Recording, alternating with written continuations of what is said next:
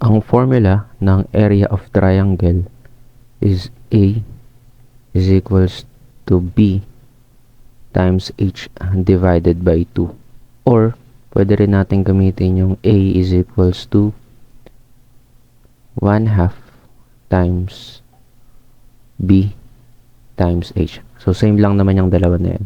So, pag minultiply natin yung 1 over 2 times B times H, ang kalalabasan yan ay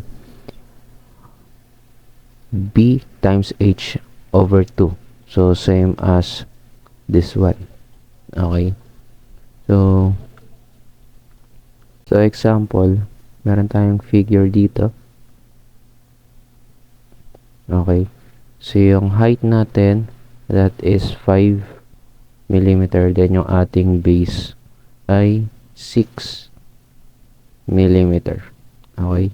So, 5 mm and then 6 mm. So, paano i-compute or kunin yung area ng triangle?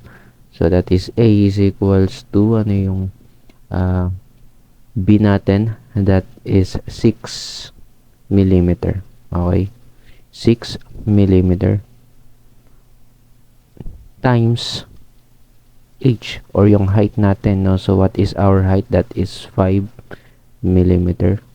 Then, over 2. Okay? Next. We need to multiply 6 mm times 5 mm. That is 30.